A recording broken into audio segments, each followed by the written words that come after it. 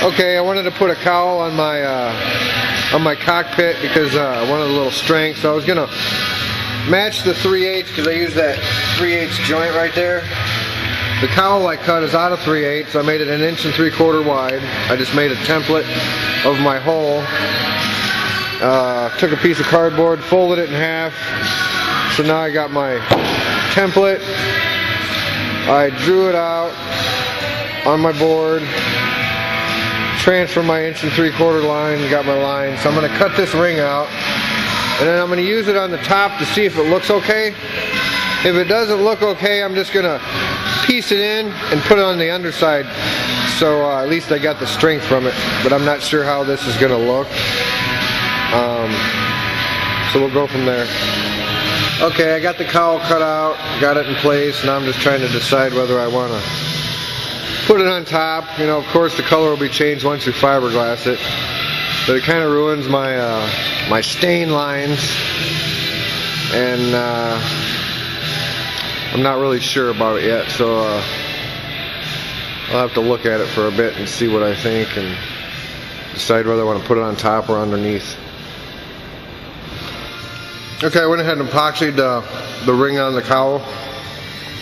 Got it all clamped up. And then once I get the clamps off, I'm going to put my second coat of fiberglass on the top and then get it on there, kind of help hold that together. Even though I'm going to find some nice little brass screws, put all the way around the perimeter, but it's 3/8 1/4, so I only need like 5/8 screws. So I'm going to have to go shopping. Okay, I just put my other coat of fiberglass over the top and fiberglassed in these edges real good on the cowling, so I'll help hold it in.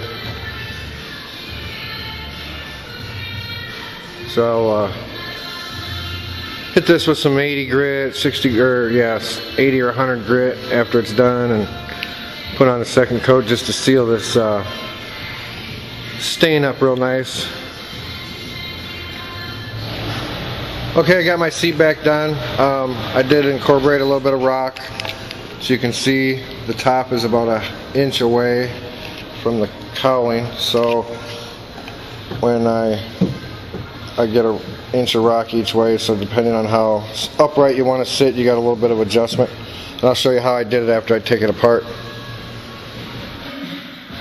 In all the reading I've done about kayaks, I see they talk a lot about tracking. And since this one's kind of basically a flat bottom boat, I put a little rib on the bottom. It's 1 1/8 wide, 7/8 tall, and then I kind of took the sides off on the bottom to make a little bit of better shape. Did the front real nice, smooth. Come back 1 inch or so I could get a good mount, and I wasn't messing with putting a screw in the tip. So I did that all the way down. I clothed it, fiberglassed it down. I screwed it like every 8 inches before I fiberglassed it, and hopefully it doesn't make it worse, but I'm sure it won't. It'll just help it track straight a little better.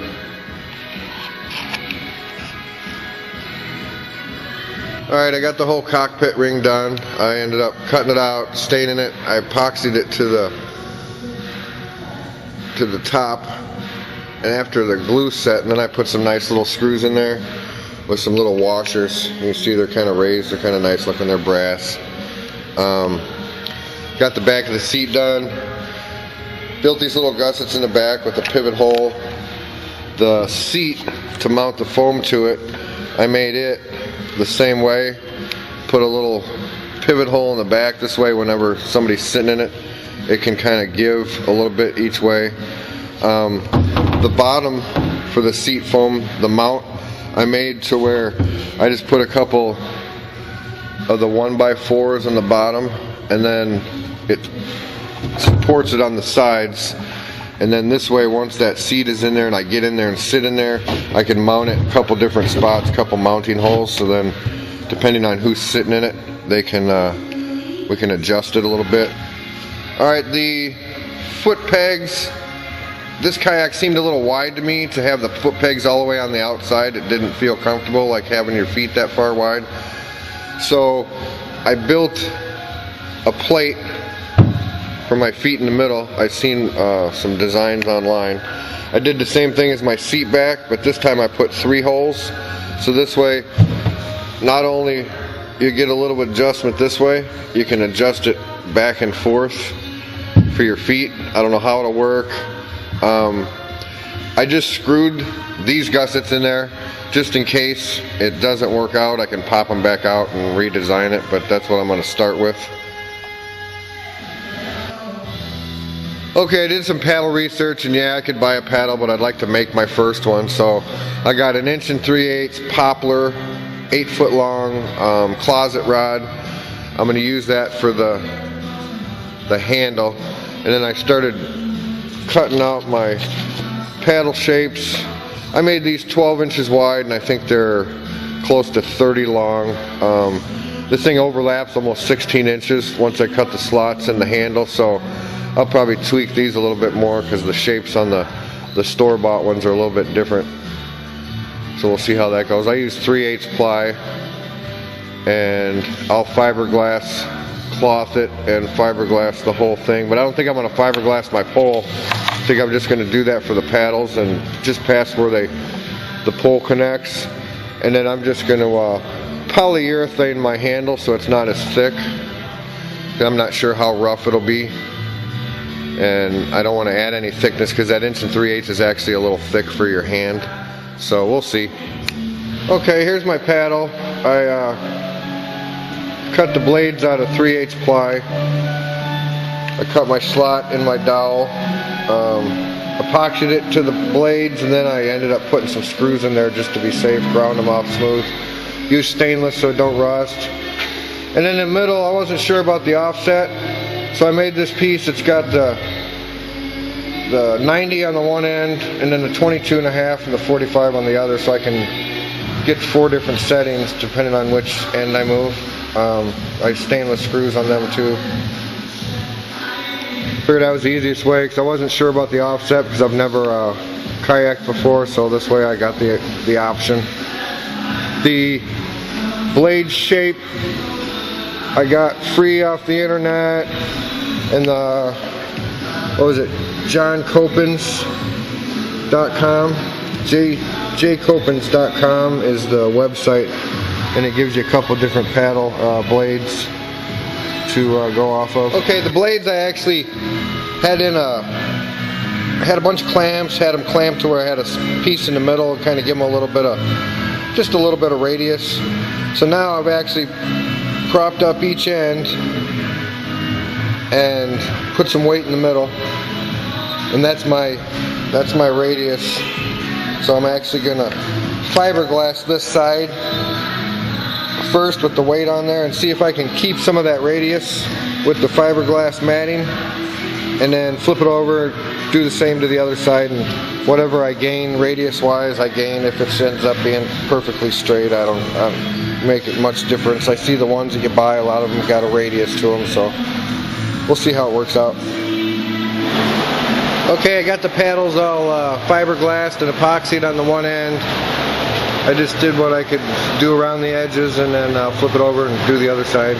And while I was waiting, I got some I had a cedar 2x6 or 2x8, whatever it is, and I took and cut some 1/2-inch strips. I'm going to use that for my rub rail, so I really didn't care about the integrity of the wood. I like because it's got the knots, so I'll add a little accent, and then I might even stain it dark, even though it'll ruin the cedar, but it'll go with the color scheme of the kayak. Okay, there's the first piece of rub rail.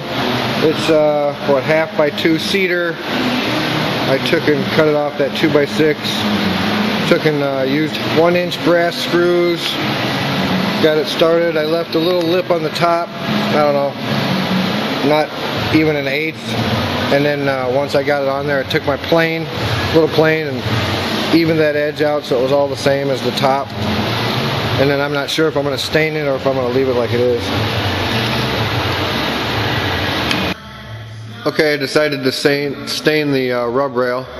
I just taped it off, even though the stain wipes off the fiberglassed wood pretty decent. I figured it'd be just as easy to tape it off, stain my rub rail, then I'll fiberglass it on, epoxy it, and then so I want to fill up a little bit of the gaps. And I got it pretty smooth as far as level, but there's just a slight gap. I want to fill it up, and it'll help hold it on too. It's screwed pretty good, but I just did the brass screws every so often. Okay, I got the rub rail all stained. I ended up, I don't know if I showed you in the other video, I taped it all off on both sides just to be sure. Even though the stain will come off that fiberglass wood, I wanted to make sure, just make it a little easier to clean up, so yeah, it went a lot quicker.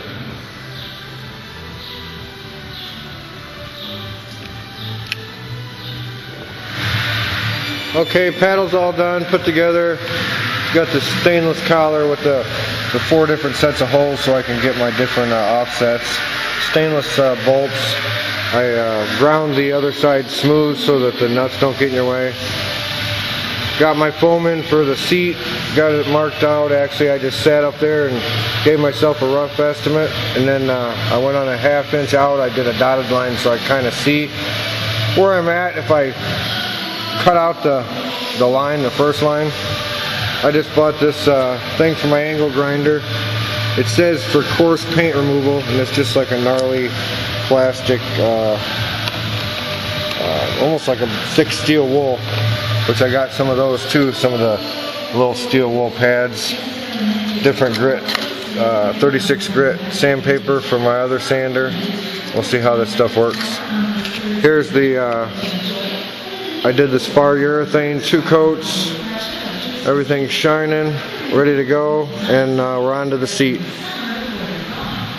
Okay, I got a piece of 3-inch foam, marked my butt out on it, sat on it a few times, started using that sander disc.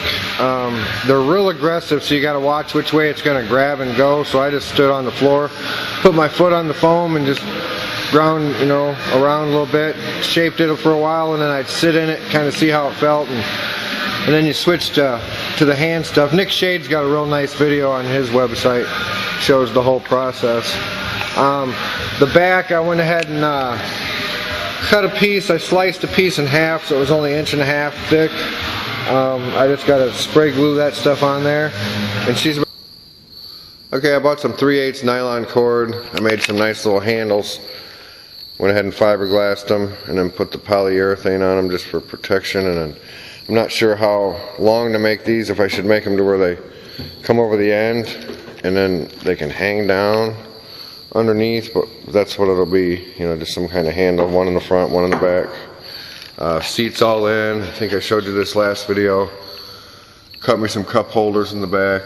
I just mounted this once I got it set to where I wanted it with a 1-inch brass screw there, and I made me a little access hole. 1-inch brass screw there.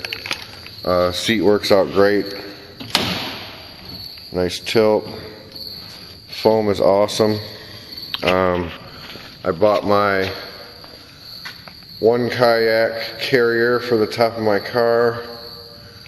Got my MTI Canyon life vest, and she's ready for the water. So the next video you'll see will be me and my son and our first test float. We're coming back to drop it off, right? Yeah. Oh, they're on the seat. Okay, we're loaded up with the kayak on the rooftop and off we go for our maiden voyage. It's what is it, August 10th, 2014. Here's the maiden voyage, Branson kayak, little lake in Ashcombe. It's kind of hard to get to it, but we made it. Beautiful day, a little warm.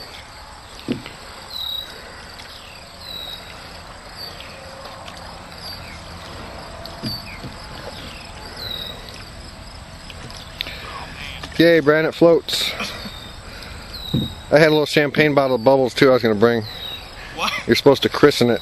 Like a real ship, they use a whole bottle of champagne. Alright, can I have the other pan?